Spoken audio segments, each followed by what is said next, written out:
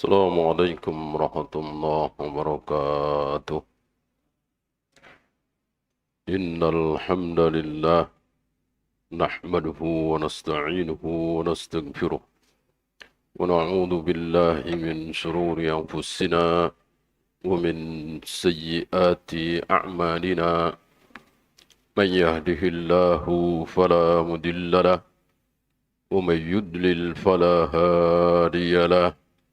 أشهد أن لا إله إلا الله وحده لا شريك له وأشهد أن محمدا عبده ورسوله وبعد.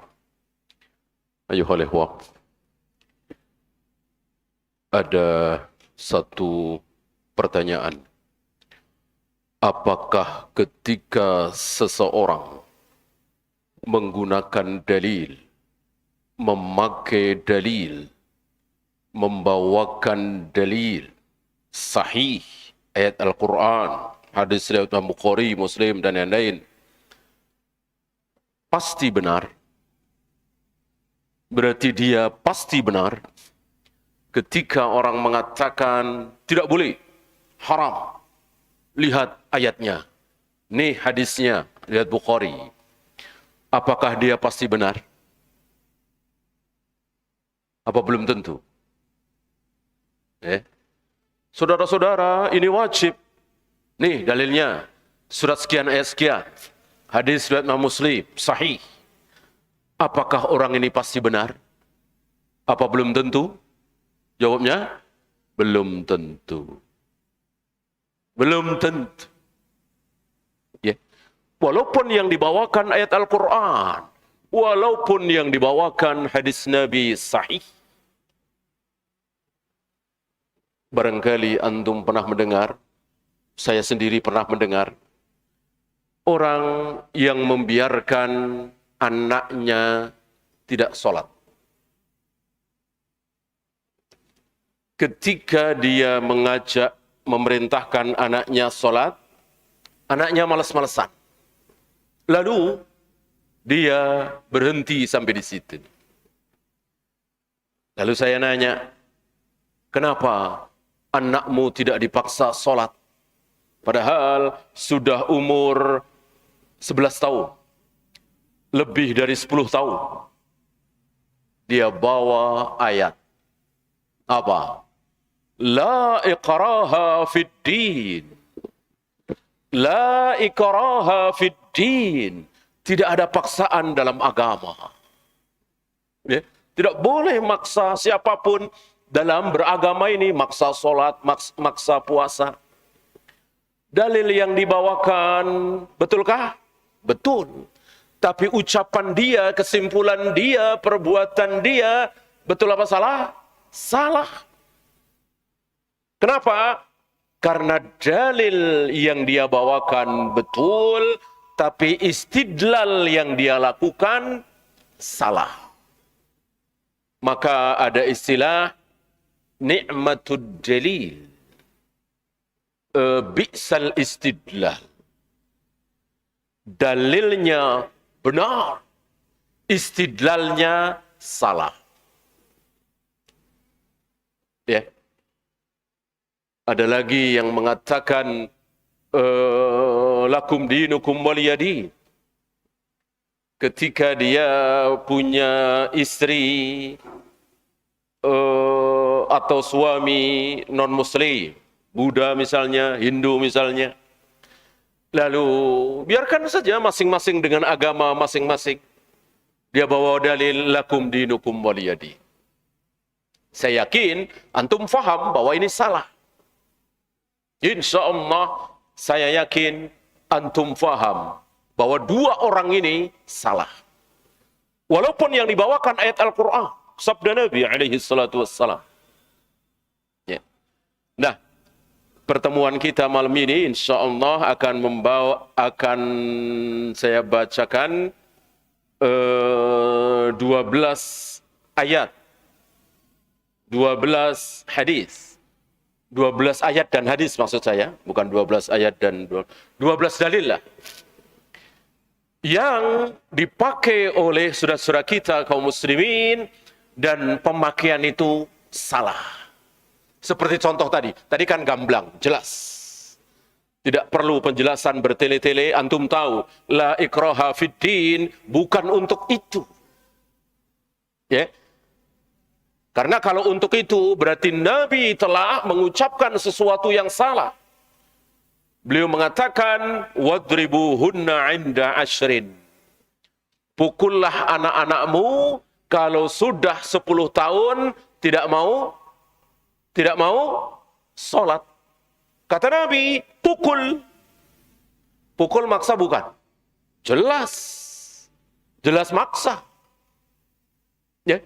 Anak kita sudah 10 tahun atau 11 tahun, kok nggak mau sholat? Demi taat kita kepada Allah dan Rasulnya, pukul. Ya. Apa mungkin ucapan Nabi ini bertentangan dengan ayat tadi? Tidak mungkin. Pernah kita bahas di majelis ini bahwa ada 4 hal yang tidak mungkin. 1, ayat Al-Quran bertentangan dengan ayat Al-Quran. Ayat Al-Quran bertentangan dengan hadis Nabi yang sahih. Ini tidak mungkin. Ayat Al-Quran, hadis Nabi yang sahih bertentangan dengan hadis Nabi yang sahih. Tidak mungkin. Yang terakhir, ayat Al-Quran atau hadis Nabi yang sahih bertentangan dengan ilmu pengetahuan. Sunnatullah, ini tidak mungkin. Kalau ada, berarti bukan ilmu pengetahuan itu, teori.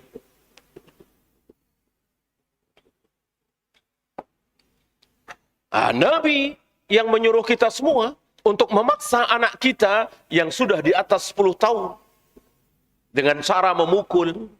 Adapun 9 tahun, 8 tahun, 7 tahun kita pukul karena nggak mau sholat, haram. Dosa, tidak boleh kita lakukan. Itu tidak sholat.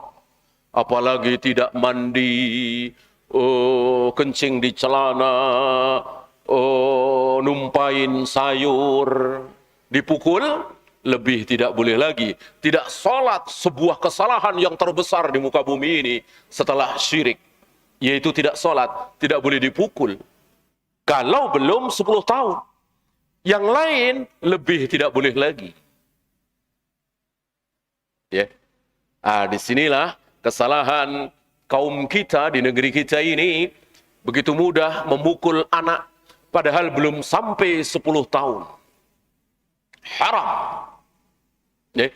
Kata Nabi, pukullah ketika sudah 10 tahun tidak mau sholat. Ini mafhum mukhalafahnya apa? Kalau belum 10 tahun, haram dipukul. Walaupun dia tidak sholat. Sebuah kesalahan terbesar di muka bumi ini setelah syirik. Apalagi cuman berantem, apalagi cuman bolos, apalagi cuman bohong, apalagi semuanya cuma ketika dibandingkan dengan tidak sholat.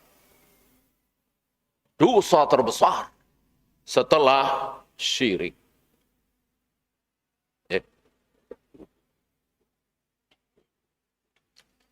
Lalu bagaimana la ikraha fiddin, tidak ada paksaan dalam agama? Prakteknya seperti apa?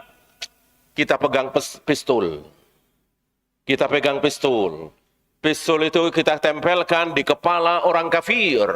Lalu kita katakan, kalau engkau tidak baca syahadat, saya tembak engkau. Ini benar. Dalilnya apa? Dalilnya apa? La ikraha fiddin. Tidak ada paksaan dalam agama. Itu. Ya. Sama dengan la yukallifullahu nafsan illa wus'aha. Nanti akan kita bahas. Dipakai untuk tidak mungkin saya akan diuji dengan jabatan. Kalau Allah tahu bahwa saya nggak akan kuat memegang amanah jabatan. Sebagai wali kota misalnya. Allah uji saya dengan jabatan wali kota karena Allah tahu saya pasti kuat. Saya pasti amanah. Saya pasti tidak korupsi. Kenapa? La yukallifullahu nafsan illa wus'aha. Allah tidak akan membebani seseorang dengan beban di luar kesanggupannya. Betul? Betul? Salah besar. Ini salah besar. Kalau begitu nggak ada seorang muslim yang korupsi, nggak ada seorang muslim yang amanah, yang tidak amanah. Ya, karena Allah tahu kan? Salah. La yukallifullahu nafsan illa wus'aha, itu untuk orang yang tidak bisa berdiri. Sakit, asam urat, keseleo, terkilir, lalu dia sholatnya sambil duduk. Dalilnya apa? La yukallifullahu nafsan illa wus'aha. Adapun ujian kehidupan dengan bawa-bawa dalil itu tidak benar sama sekali. Kalau Allah tahu saya diuji dengan harta, saya nggak kuat, tidak mungkin Allah akan uji saya dengan harta. Betul? Betul?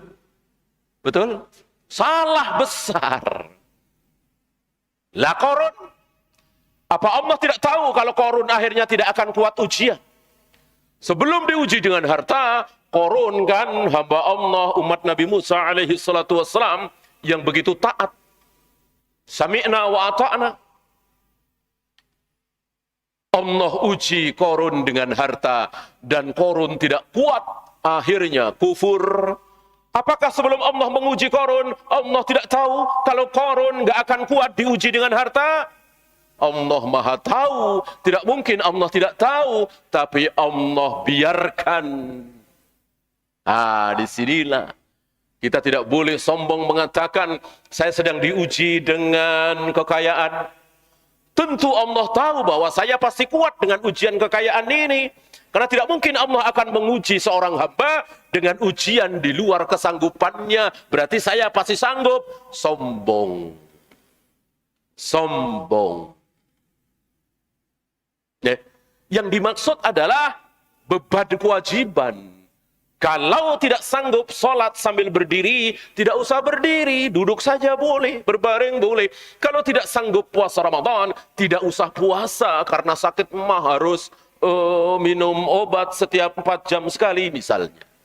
Itu bukan ujian kehidupan. Kalau ujian kehidupan, kaidah tadi, nggak ada kaum muslimin yang bermaksiat karena pasti kuat semua.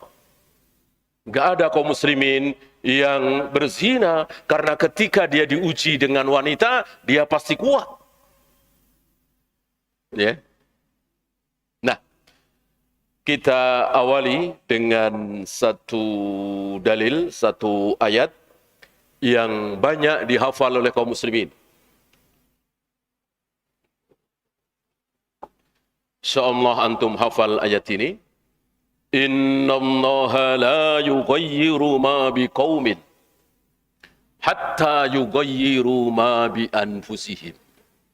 Sungguh Allah tidak akan merubah satu kaum, nasib satu kaum, kecuali kaum itu sendiri yang merubah diri mereka sendiri. Ayat ini disalahartikan, diselewengkan oleh sebagian saudara-saudara kita dengan menyimpulkan makanya kita harus berusaha supaya pemimpin kita ini diganti. Ya. Sebab kalau kita nggak usaha, ya kita akan begini-begini terus. Maka kita harus berusaha untuk merubah. Mereka lupa bahwa yang dibicarakan oleh Allah di ayat ini pemimpin apa rakyat? Rakyat apa pemimpin? Rakyat. Rakyat.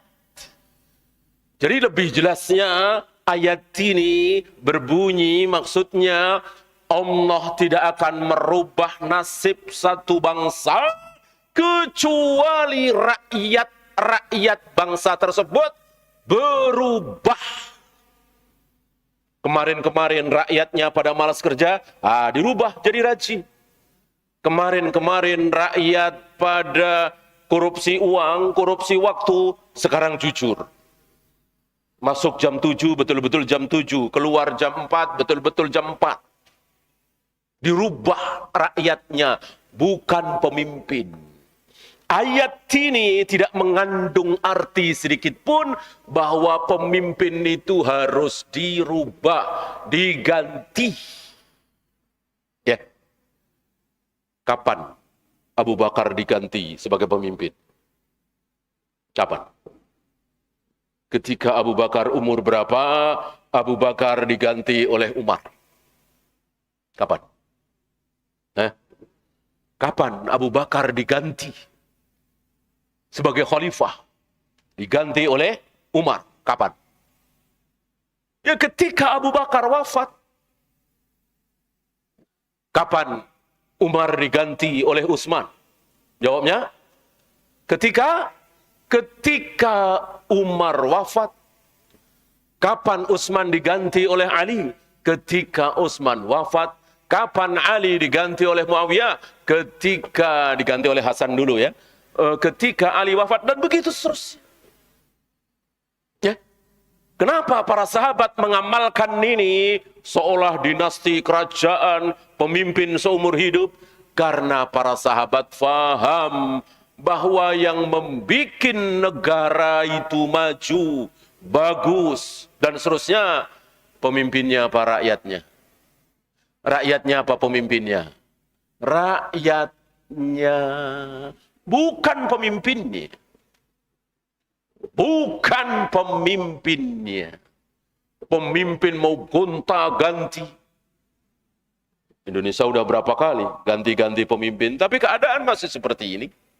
Masih semerawut, masih mundur, ekonomi seperti ini, dan seterusnya, dan seterusnya. Kenapa? Karena kita sebagai rakyat belum berubah. Mestinya dirubah. Perubahan terbesar adalah dari syirik ke tauhid, dari bid'ah ke sunnah, dari maksiat ke taat. Ini yang terbesar.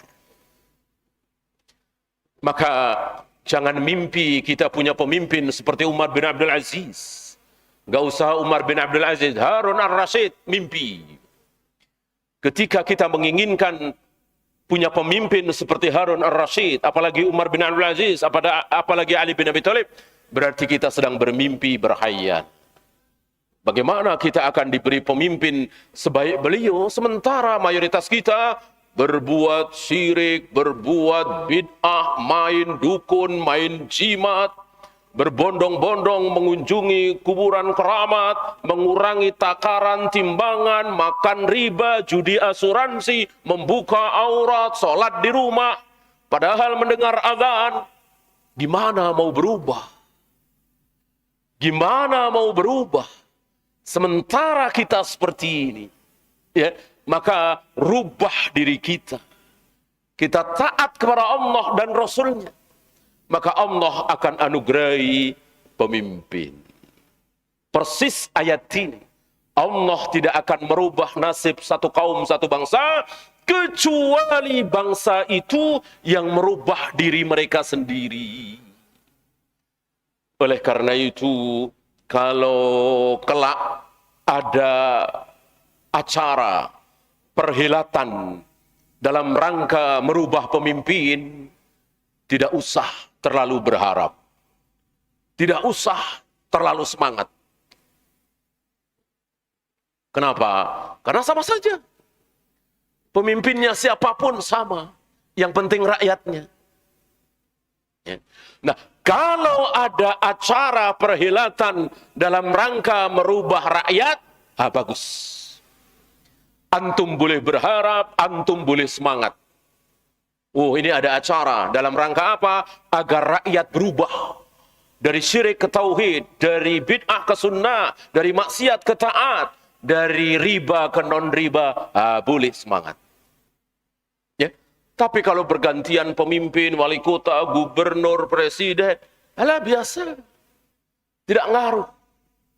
Ya. Maka insya Allah kita berharap dengan banyaknya masjid yang mulai penuh, dengan saf yang lurus rapat, dengan banyaknya kaum muslimah yang berbondong-bondong menutup aurat, memakai jilbab yang syar'i, Dengan banyaknya kaum muslimin yang berbondong-bondong meninggalkan asuransi riba, kita berharap dari situ. Ya, bukan tampilnya seorang pemimpin yang soleh, enggak. Banyak dari kita tertipu, oh ini gubernur kita ini soleh, tidak pernah meninggalkan puasa Senin Kamis, bahkan puasa Daud, selalu sholat duha, selalu berjamaah di masjid. Ya tentu kita senang punya gubernur seperti itu. Tapi mana yang lebih baik? Gubernurnya yang soleh apa rakyatnya? Rakyatnya. Ketika rakyat di provinsi itu memakmurkan masjid dengan sholat berjamaah, sholat subuh mirip-mirip sholat Jumat misalnya. Tidak ada yang memotong jenggotnya, tidak ada yang berpakaian isbal. Ini membahagiakan kita. Berharap kita dari situ. Ya. Bukan pemimpin. Oleh karena itu, apa yang dilakukan oleh para sahabat, apa yang diperbuat oleh para sahabat ketika dipimpin oleh Hajjaj bin Yusuf. Antum tahu siapa Hajjaj bin Yusuf? Manusia terkejut, luar biasa, yang senang menumpahkan darah sesama muslim. Zalim luar biasa. Saking zalimnya Hasan Basri mengatakan, Hasan Basri sezaman dengan Hajjaj bin Yusuf, seandainya kelak satu kaum, satu generasi ini berlomba untuk mendatangkan di hadapan Allah manusia terdolim, lalu nanti kita datangkan Hajjaj bin Yusuf, insya Allah generasi kita menang. Ini, saking dolimnya Hajjaj bin Yusuf, cucu Abu Bakar, anak dari Asma binti Abu Bakar dan Zubair bin Awwam, bernama Abdullah bin Zubair, digantung, disalib di dekat Ka'bah oleh Hajjaj bin Yusuf As-Saqafi. Ya. Luar biasa kedolimannya. Menyerang Ka'bah, mengepung Masjidil Haram, dan berakhir dengan kematian Abdullah bin Zubair tadi, cucu Abu Bakar. Hajjaj bin Yusuf Muslim bukan kafir. Dan dia memimpin Mekah dan Madinah. Pertanyaan saya, apa yang dilakukan oleh para sahabat? Kan Anas bin Malik masih hidup. Asma binti Abu Bakar, ibu dari Abdullah bin Zubair ini masih hidup. Beberapa sahabat masih hidup. Ya. Apa yang dilakukan oleh para sahabat bersama para tabi'in menghadapi Hajjaj bin Yusuf ini? Apa? Tidak ada. Tidak ada. Jangankan keluar ke jalan, demo, teriak-teriak, menentang kedoliman Hajjaj bin Yusuf. Nggak ada. Rapat saja tidak. Ya, para sahabat kumpul, rapat, membicarakan Hajjaj, nggak ada. Masing-masing yang petani bertani, yang pedagang berdagang, waktu sholat, waktu Jumatan. Tidak membahas Hajjaj bin Yusuf. Kenapa? Karena para sahabat tahu keburukan pemimpin itu kecil dibanding dengan keburukan rakyat. Yang penting rakyatnya tidak seburuk dia. Sabar. Tidak ada rapat umum, tidak ada diskusi tentang Hajjaj bin Yusuf. Apalagi demo, apalagi caci maki seperti hari ini. Seperti yang kita sedang saksikan sekarang, bangsa mana itu yang kudeta itu? Myanmar ya, hancur-hancuran, mengerikan. Ya, kenapa? Karena tidak seperti sahabat. Coba mereka seperti sahabat. Mengkudeta ya biarin aja dosa-dosa dia. Yang petani ya bertani, yang pedagang ya berdagang, yang bekerja ya bekerja. Ya biarin aja untuk urusan atas. Ngapain ikut-ikutan? Ya, ini karena subhat demokrasi sudah mendunia, seolah kalau tidak demokratis harus dilawan, rakyat harus turun ke jalanan, dan seterusnya, dan seterusnya. Terjadi, mereka nggak punya senjata, militer punya senjata, habis. Ekonomi macet, mau dagang siapa yang beli, mau dagang, mau modal kemana, cari bahan baku kemana, dan seterusnya. Ya. Coba kalau mereka cerdas sebagaimana para sahabat, biarin saja. Itu urusan atasan dengan atasan. Ya. Tidak akan terjadi sesuatu yang mengerikan. Ya. Nah, para sahabat faham sunnah. Para sahabat punya bekal dari Nabi SAW. Ketika punya pemimpin yang zalim, ketika punya pemimpin yang asarah, para sahabat minta kepada Allah. Ya. Ini rahasia yang sudah dibocorkan oleh Nabi SAW, bahwa kalian para rakyat sedang ditunggu-tunggu doanya. Ketika apa? Ketika sedang dipimpin oleh penguasa yang zalim. Tas'alunallaha alladzi lakum wa tu'adduna alladzi 'alaikum. Tunaikan hak kalian, tunaikan kewajiban kalian untuk penguasa yang zalim itu. Taat. Jangan sebarkan aibnya. Diam. Gitu. Suruh menyerahkan zakat, serahkan. Wa tas'alunallaha alladzi lakum. Sementara yang menjadi hak kalian dilindungi, disejahterakan. Kok tidak diberi karena pemimpinnya asarah zalim? Minta saja kepada Allah. Nah, hari ini kaum muslimin, para rakyat yang dipimpin oleh penguasa zalim tidak mengamalkan hadis ini. Bukan minta kepada Allah di sepertiga malam, sambil menunggu qomat, saat sujud, saat buka puasa, saat sedang safar, saat hujan lebat sedang turun, memohon, ya Allah, berikanlah ganti yang lebih baik. Ya Allah, berikanlah rizki kepada kami para rakyat. Ya Allah, silahkan minta kebaikan. Allah sedang menunggu-nunggu. Bukannya minta kepada Allah, malah minta kepada pemimpin yang zalim itu, turun. Jangan menembaki kami. Kami cuman menyuarakan suara hati kami. Dengarkan kami, ngapain? Ya mereka maklum. Mereka nggak punya ayat, nggak punya hadis. Kita punya ayat, punya hadis. Qala Allah wa qala Rasul. Kenapa tidak diamalkan? Ini yang sangat disayangkan. Kita ikut-ikutan orang kafir. Kalau orang Amerika, orang Australia, orang Inggris, Prancis, orang Myanmar, mereka orang-orang kafir. Mereka tidak tahu qala Allah wa qala Rasul. Mereka tidak dibocori rahasia kehidupan oleh Allah dan Rasulnya. Kita diberi. Kita diberi. Kenapa kita tidak pakai? Kita masih sama dengan mereka, ikut-ikutan mereka. Demo, caci maki, hujat. Mestinya kita bangun di sepertiga malam. Ya Allah, ganti yang lebih baik. Boleh juga ya Allah matikan, zalim kan? Kita boleh mendoakan seorang muslim dengan keburukan. Kalau dia zalim, ya Allah balas, ya Allah minta kepada Allah. Ini kita kaum muslimin.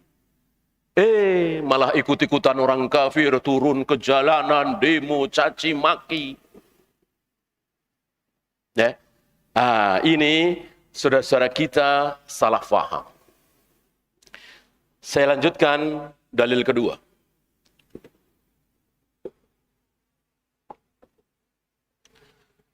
Ucapan Umar.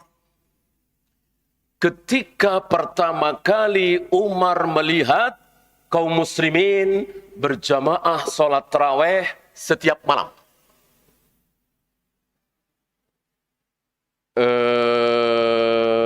Sebelumnya belum pernah ada. Di zaman Nabi, berjamaah tarawih itu beberapa malam saja. Tahun depan, kan beliau 8 kali kira-kira melewati Ramadan. 3 kali, kadang 2 kali. Ya. pernah beliau lakukan sepertiga malam yang awal, habis isya, waktu-waktu seperti ini.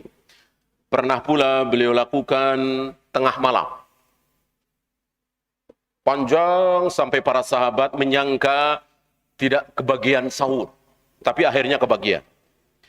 Pernah juga beliau lakukan sepertiga malam yang akhir, jam 2, setengah 3, sampai waktu sahur. Yang belum pernah dilakukan oleh beliau dan para sahabat adalah sepertiga yang awal habis isya ngadain, menjelang sahur juga ngadain. Dengan imam yang berbeda. Ini yang tidak pernah ada riwayat di zaman Nabi dan para sahabat. Ya, ini ibadah. Tidak mungkin dan tidak boleh berbeda dari Rasul dan para sahabat. Karena ibadah. Qaidah mengatakan, laukana khairan, lasabakuna ilaih. Kalau itu benar, baik, hak, pasti yang pertama kali melakukan adalah para sahabat. Sahabat tidak pernah melakukan seperti itu. Ya. Nah, Rasul wafat, keadaan masih sama. 2 tahun di zaman Abu Bakar. Ada yang berjamaah beberapa orang sebelah sana. Ada yang sholat sendiri.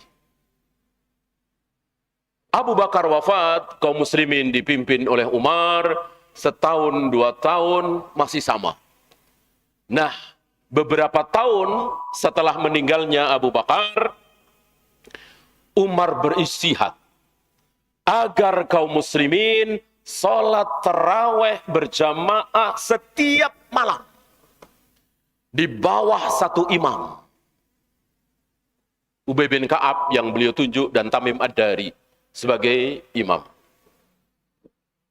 Nah, pertama kali beliau melihat pemandangan ini, satu imam berjamaah setiap malam, beliau mengatakan, ni'matul bid'ati hadhihi. Sebaik-baik bid'ah, ini dia.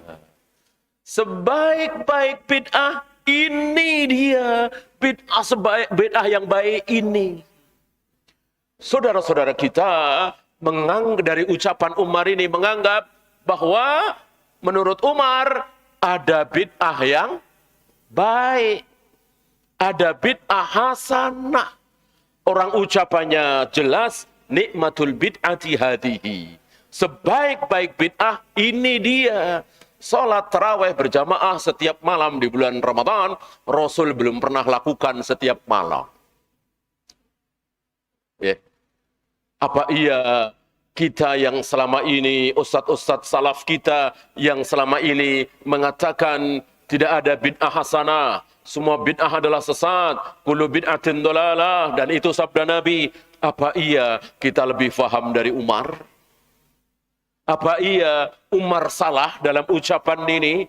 Kalau salah, kenapa dibiarkan ucapan ini oleh Utsman, oleh Ali, oleh Muawiyah, oleh Bilal, Abu Hurairah, dan seterusnya? Tidak ada riwayat sahabat membantah ucapan Umar. Tidak ada satupun sahabat mengatakan, ya Umar, ya Amirul Mukminin, kok Anda mengatakan sebaik-baik bid'ah? Bukankah semua bid'ah sesat? Nabi mengatakan, kullu bid'atin dolalah. Apa iya kita lebih faham dari para sahabat? Itu yang kita dengar dari sebagian saudara-saudara kita yang beranggapan adanya bid'ah hasanah.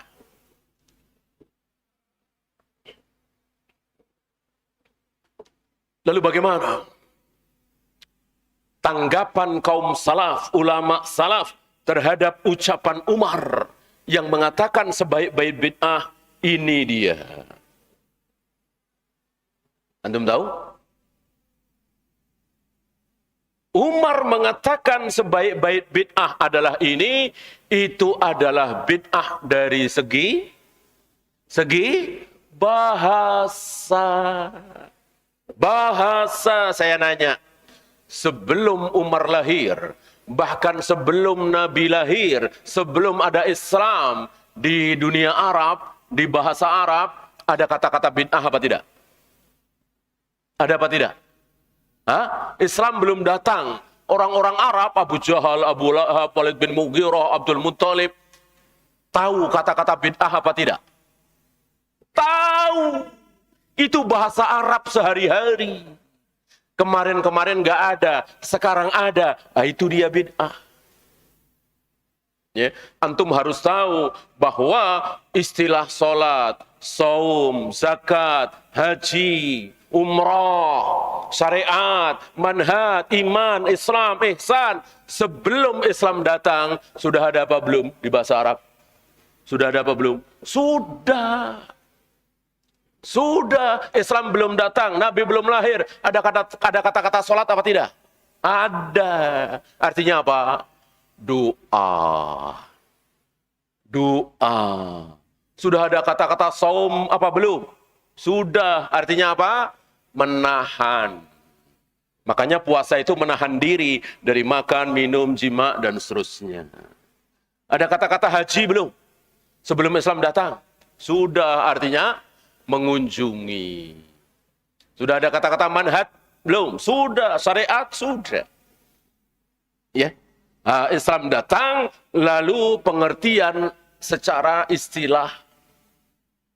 Nah, Umar mengatakan sebaik-baik bid'ah adalah ini, itu segi bahasa. Bukan segi syariat.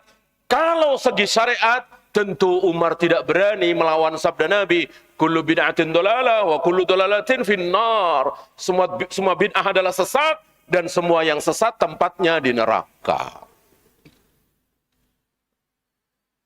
Ada muskil? Ada kemuskilan di sini? Barangkali ada pertanyaan. Ini kan sedang berbicara masalah ibadah, sholat tarawih. Kenapa Umar pakai kaidah bahasa? Ini kan bukan sedang berbicara tentang pertanian, perdagangan, ekonomi. Ini berbicara tentang sholat tarawih, ibadah mahdhah. Kenapa Umar pakai kaidah bahasa? Jawabnya, jangankan Umar. Jangankan Umar, Allah Rabbul Alamin dalam surat At-Taubah menggunakan kaidah bahasa padahal sedang berbicara istilah salat. Yang diucapkan oleh Allah adalah salat. Tapi yang dimaksud oleh Allah bukan ruku, sujud, i'tidal, serakaat, 2 rakaat, bukan. Tapi apa? Salat tadi artinya apa? Doa. Yaitu ketika Allah menyuruh Nabi SAW untuk mendoakan orang-orang yang membayar zakat. Dengan mengatakan, sholli alaihim. Salatlah untuk mereka. Maksudnya, doakan mereka. Inna salataka sakanun lahum. Sesungguhnya salatmu itu ya Muhammad, salatmu untuk mereka, itu menenteramkan mereka. Salat yang dimaksud di sini apa? Doa. Jadi Allah menyuruh Nabi, kalau ada yang bayar zakat, doakan. Karena doamu untuk mereka menenteramkan hati mereka. Kan bayar zakat itu tidak semuanya enteng. Banyak yang berat. Bayangkan 10 ekor unta diserahkan kepada Nabi. 15 ekor unta diserahkan kepada Nabi. Ya. Sekian on emas. Kalau sekarang ya, diserahkan kepada Nabi SAW. Ini kan tidak semua orang merasa ringan. Banyak yang merasa berat. Maka didoakan oleh Nabi agar menenteramkan hati mereka. Doakan mereka, Allahumma sholli ala ali fulan. Tapi yang keluar, yang diucapkan oleh Nabi dalam segi bahasa itu, salatlah untuk mereka. Karena salatmu itu menenteramkan hati mereka. Ini Allah yang berbicara. Allah ingin berbicara tentang doa, tapi yang diucapkan salat.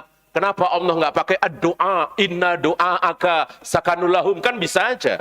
Tapi sengaja Allah pakai kata salat. Kenapa? Karena secara kaidah bahasa boleh diucapkan. Tidak mentang-mentang sudah ada kaidah syariat yang namanya salat itu diawali dengan takbir, diakhiri dengan salam, ada rukuknya, ada sujudnya, ada i'tidalnya, lalu kita tidak boleh memakai kata-kata salat untuk maksud bahasa yaitu doa. Tidak, masih boleh. Itu yang dimaksud oleh Umar. Jadi ketika Umar melihat pertama kali kaum muslimin salat berjamaah tarawih setiap malam dengan mengatakan ini sebaik-baik bid'ah, yang dimaksud kemarin-kemarin kan tidak ada, sekarang ada. Secara bahasa bid'ah, secara kaidah syar'i tidak. Kenapa? Karena salat tarawih berjamaah sudah pernahkah dilakukan oleh Nabi? Pernah? Pernah. Ya, di malam hari berjamaah. Cuman masalahnya tidak setiap malam. Dan Nabi tidak melakukan setiap malam. Ada alasannya apa tidak? Ada. Disinilah muncul kaidah yang sangat difahami oleh Umar. Al-hukmul mu'allal taduru bil illah. Adaman aw wujudan. Hukum yang mengandung alasan, maka ketika alasan itu hilang, maka hukum itu juga hilang. Ketika alasan itu ada, hukum ada. Ketika alasan hilang, hukum hilang. Nabi tidak menjalankan berjamaah salat tarawih setiap malam, ada alasan. Kenapa? Kenapa? Karena beliau khawatir, takut berjamaah salat tarawih setiap malam itu menjadi wajib. Tentu ini akan memberatkan umatku, kata beliau. Yang isya saja, yang maghrib saja banyak yang tertinggal, apalagi ini 11 rakaat. Lama lagi. Beliau saking sayangnya kepada kita umatnya, beliau tahan. Sebab selama ini trennya ketika Rasul dan para sahabat sudah rutin melakukan, biasanya Allah wajibkan. Gitu ya. Sebelum puasa Ramadan kan ada puasa. Nah, sering Rasul dan para sahabat itu puasa. Bahkan ada yang wajib, yaitu puasa Asyura 10 Muharram, itu wajib. Nah, ketika kaum muslimin sudah membiasakan diri dengan puasa, lalu diwajibkan puasa Ramadan. Dan begitu seterusnya. Nah, beliau khawatir kalau kaum muslimin itu sudah terbiasa salat berjamaah tarawih setiap malam, beliau khawatir nanti akan menjadi wajib. Ini ketakutan beliau. Maka beliau tahan. Nah, ketika beliau wafat, mungkinkah kekhawatiran beliau ini masih ada? Mungkinkah? Ketika beliau wafat? Tidak mungkin. Tidak mungkin ada perubahan hukum ketika beliau sudah wafat. Perubahan hukum itu hanya terjadi ketika beliau masih hidup. Yang wajib menjadi tidak wajib, yang haram menjadi boleh, yang boleh menjadi haram. Seperti nikah, mut'ah, dan seterusnya. Itu semua terjadi ketika Nabi masih hidup. Adapun Nabi sudah wafat, yang haram akan terus haram sampai hari kiamat. Yang wajib akan terus wajib sampai hari kiamat. Yang halal akan terus halal sampai hari kiamat. Dan seterusnya. Maka salat tarawih akan sampai hari kiamat tidak mungkin menjadi wajib. Kekhawatiran Nabi hilang. Ini yang ditangkap oleh Umar.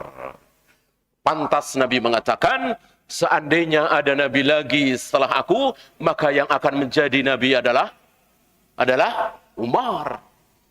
Ini ditangkap oleh Umar. Maka Umar tidak ragu-ragu memerintahkan kaum muslimin berjamaah salat tarawih setiap malam di bulan Ramadan.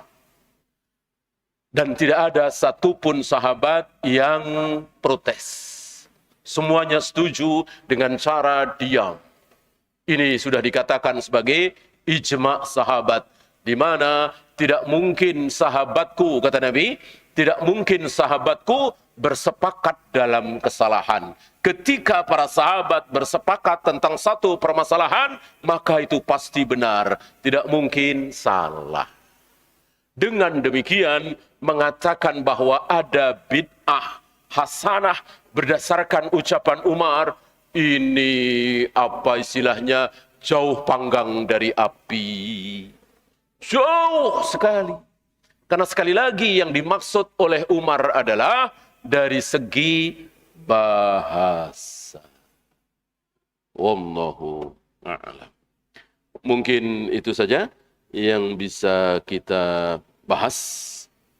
Barangkali sebelum ditutup ada satu atau dua pertanyaan, silakan.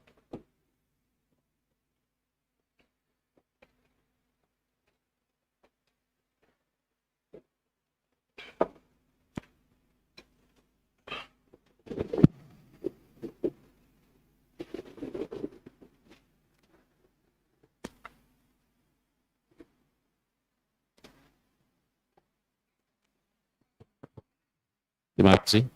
Assalamualaikum warahmatullahi wabarakatuh. Ini ada satu pertanyaan Ustaz untuk dari ceramah, bahwa kalau kita punya pemimpin tadi ya, kita harus taati itu walaupun pemimpin itu dolim sekalipun gitu ya. Terus yang jadi pertanyaan saya itu, mengapa cucu Rasulullah yaitu Husain bin Ali radhiyallahu anhu kok dia sampai melakukan perlawanan terhadap Yazid bin Muawiyah, bahkan sampai terbunuh di Karbala dan kepalanya dipotong oleh tentara Yazid. Kok sampai terjadi itu? Harusnya kalau menurut pendapat dari ceramah tadi, harusnya Husain itu tunduk taat pada Yazid. Tetapi mengapa Husain kok memberontak terhadap Yazid? Ini yang jadi pertanyaan saya, Ustaz. Terima kasih. Saya kira ini menarik, bahkan menarik sekali.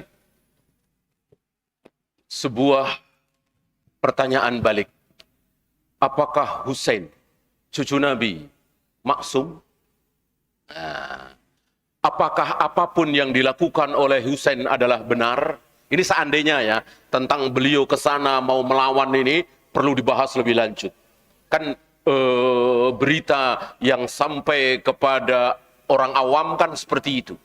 Padahal tidak, jalannya kan panjang. Ini kan tipu muslihat orang-orang Rafidhah. Gitu. Husain berangkat ke Karbala itu tertipu. Kalau mau melawan yang dibawa oleh Husain itu berapa? Apakah Husain berangkat dari Madinah itu bawa pasukan? Kan tidak. Ya, tapi itu bukan pembahasan kita lah. Bukan pembahasan kita. Seandainya betul bahwa Husain berangkat mau menentang penguasa yaitu Muawiyah, apakah Husain maksum? Apakah mentang-mentang anak Nabi, cucu Nabi, cicit Nabi, pasti benar dalam segala hal? Tentu antum yang belajar manhaj akan mengatakan tidak. Yang maksum cuma satu, Rasulullah Muhammad SAW. Selain beliau, bisa benar, bisa salah, termasuk Husain, termasuk Imam Syafi'i, Imam Bukhari. Gitu. Dan dalam hal ini sudah ada tanda bahwa ketika Husain mau berangkat meninggalkan Madinah, ada yang melarang apa tidak? Ada yang mencegah apa tidak? Banyak. Ibnu Abbas yang paling keras. Ibnu Abbas yang paling mengatakan jangan. Ini menunjukkan bahwa para sahabat tidak sepakat. Kalau pasti benar, berarti para sahabat sepakat. Enggak sepakat. Ibnu Abbas menasehati bagaimana orang-orang Kufah itu selama ini zalim, penipu dan seterusnya, dan terjadilah apa yang terjadi. Ya. Maka kesimpulannya bahwa menentang penguasa boleh dengan berdalil perbuatan Husain tadi jauh panggang dari api. Ya, termasuk yang kita bahas. Pakai dalil, tapi salah dalam istidlal. Wallahu a'lam.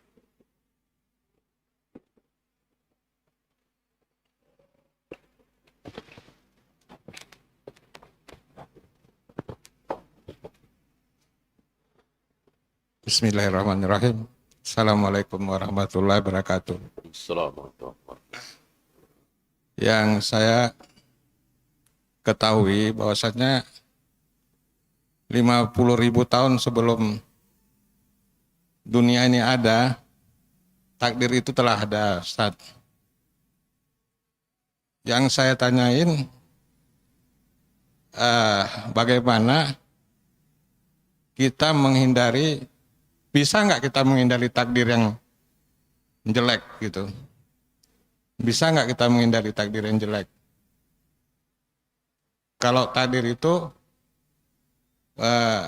ditakdirkan seseorang gitu. Apa yang harus kita lakukan gitu dengan takdir ini? Itu ya cukup, Ustaz.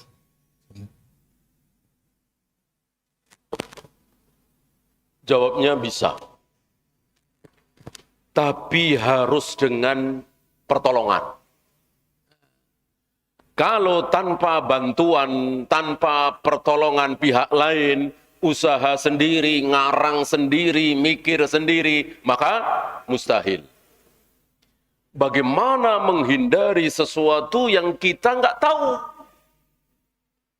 Ya, awas nanti kalau jalan sini hindari yang bahaya ya. Yang bahaya mana Pak? Saya juga nggak tahu. Pokoknya hindari aja. Ya nggak mungkin. Orang bahayanya yang mana kita nggak tahu.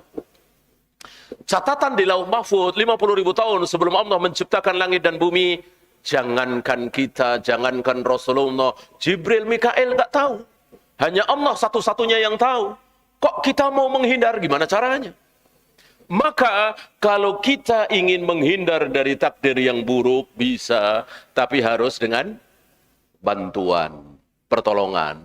Pertolongan siapa? Pertolongan siapa? Ya yang membuat takdir itu. Allah Rabbul Alamin. Kita mohon kepada Dia sebagaimana dicontohkan oleh Nabi, ya Allah hindarkan aku dari takdir yang buruk. Terserah Allah. Ya, kita nggak boleh mengatakan kan sudah ditulis, masa pakai minta-minta. Ya kalau begitu ngapain berdoa? Kan nasib kita dari kita lahir sampai kita mati. Mau sholat berapa kali, mau maksiat berapa kali, mau makan berapa suap, semuanya sudah ditulis, ditakdirkan. Lalu kita bilang, percuma dong berdoa.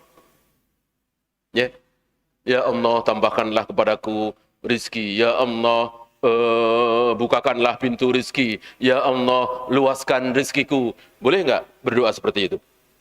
Boleh nggak? Boleh. Padahal rizki kita sudah ditulis oleh Allah apa belum? Sudah. Selesai. Ya. Kita yakini bahwa takdir sudah ditulis oleh Allah, tapi kita memohon kepada Allah karena kita posisikan diri kita sebagai orang yang tidak tahu apa-apa tentang takdir yang sudah ditulis oleh Allah itu. Ya. Matikan aku dalam keadaan sunnah ya Allah. Jadikan aku mendapat husnul khotimah. Masukkan aku ke dalam surga, selamatkan aku dari neraka, dari adab kubur. Padahal sudah ditulis apa belum? Kalau kita pasti masuk surga atau neraka. Sudah. Urusan Allah. Urusan kita tidak tahu. Maka kita minta. Jelas saya kira ya. Wallahu a'lam. Silakan. Bismillahirrahmanirrahim. Assalamualaikum warahmatullahi wabarakatuh. Ustadz, terkait hadis-hadis, setahu ana, kenapa jarang ada hadis yang datang dari Khadijah, istri pertama Rasulullah, sama anak Rasulullah Fatimah. Setahu ana jarang meriwayatkan hadis gitu, Ustadz, kayak misalkan kayak Siti Aisyah kan riwayat Banyak hadisnya sekali. banyak ya. Jazakallah khair. Kenapa Khadijah yang lebih dicintai oleh Nabi tidak meriwayatkan hadis satupun? Gitu ya. Kalau Khadijah meriwayatkan hadis, kita semua terkaget-kaget, terbelalak. An Khadijah radhiyallahu anha, qala Rasulullah sallallahu alaihi wasallam, itu para ulama bisa pingsan. Kenapa? Hah? Enggak, Khadijah bertemu dengan Nabi, Nabi udah jadi Nabi. Misalnya ada riwayat nih, dari Khadijah radhiyallahu an, Rasul bersabda begini-begini. Itu Imam Bukhari, Imam Muslim, kaget. Bisa pingsan. Kenapa? Bisa menjawab? Hah? Iya, Nabi masih hidup, Khadijah sudah wafat. Gimana mau meriwayatkan hadis? Hadis itu kan diriwayatkan ketika Nabi sudah wafat. Ketika Nabi masih hidup, ngapain ngeriwayatin? Langsung aja ke Nabi. Ayo Nabi bersabda, saya dengerin. Ya. Riwayat hadis itu ketika Nabi sudah wafat. Kan para tabi'in nggak ketemu dengan Nabi, pengen denger ucapan Nabi, maka lewat anak Nabi yang masih hidup, istri Nabi yang masih hidup, sahabat Nabi yang masih hidup. Itu. Ya. Oleh karena itu Abu Bakar, manusia yang paling dekat dengan Nabi, yang paling mulia nomor 2 setelah Nabi, sedikit sekali meriwayatkan hadis. Sementara Abu Hurairah, Ibnu Abbas, Anas bin Malik, kan dibanding dengan Abu Bakar, jauh sekali kemuliaannya. Tapi ribuan hadis yang diriwayatkan oleh Nabi. Kenapa? Karena Abu Bakar sedikit sekali. Ada sedikit sekali. Karena Abu Bakar menyusul Nabi wafat setelah 2 tahun. Artinya waktu untuk meriwayatkan hadis kan ya sebentar. Cuman 2 tahun. Apalagi di hari itu rata-rata sahabat mendengar sabda Nabi. Kenapa yang banyak meriwayatkan hadis Anas bin Malik, Aisyah, Ummu Salamah tidak sebanyak Aisyah ya. Ibnu Mas'ud, karena mereka hidup lama setelah Nabi.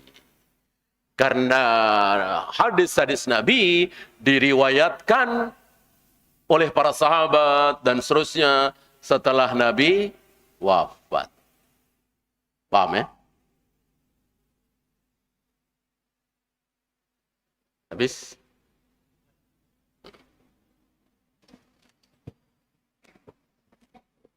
Assalamualaikum warahmatullahi wabarakatuh, Ustaz. Assalamualaikum warahmatullahi wabarakatuh. Anak nih, Ustaz. Tadi dikatakan anak usia di bawah 10 tahun tidak boleh kita hukum gitu atau kita pukul ya. Lalu hukuman apa yang buat anak itu jerah dan Terserah. sama gitu? Asal jangan memukul.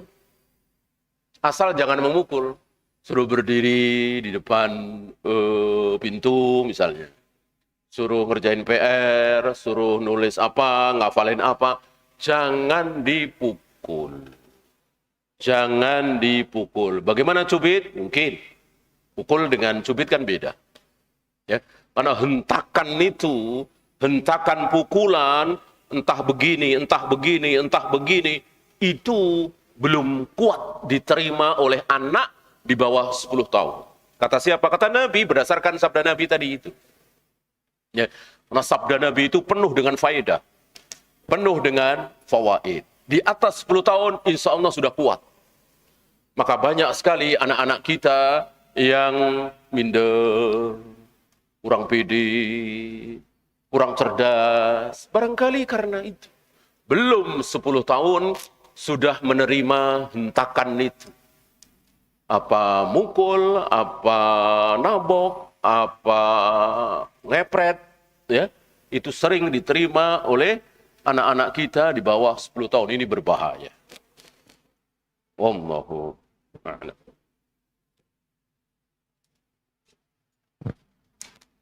Habis. Kalau habis kita akhiri. Subhanakallahumma bihamdika asyhadu an la ilaha illa anta astaghfiruka wa atubu ilaik. Assalamualaikum warahmatullahi wabarakatuh.